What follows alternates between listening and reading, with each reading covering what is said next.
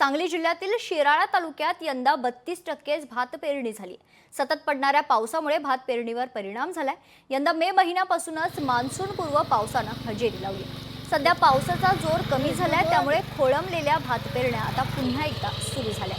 शेतकऱ्यांकडून तरवे आणि चिखलगुट्टा करून भात पिकांची पेरणी करण्यात येते।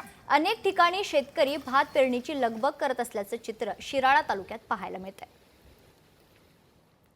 मे महिन्यामध्ये पाऊस लय चालू झाला, त्याच्यामुळे आम्ही काठ्या रोहिणीचे नक्षत्र असतात त्याच्यामध्ये आम्ही हे तरव पेरलेलं आहे। धुळू आपण म्हणजे आम्ही पहिली धुळू आपणच पेरत होतो, पण पावसामुळे आता चिखलातनं पेरल्यात या।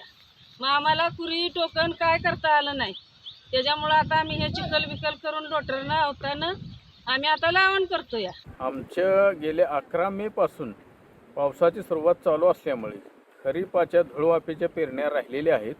खरीपाच्या धुळवापेच्या पेरण्या राहिल्यामुळं आमच्याकडं आम्ही तरू टाकून चिखलगुट्टा करून आता आम्ही रोपं लावण्याचे काम सुरू झालेलं आहे। लोकशाही मराठी ऐका, पहा, जागरूक रहा।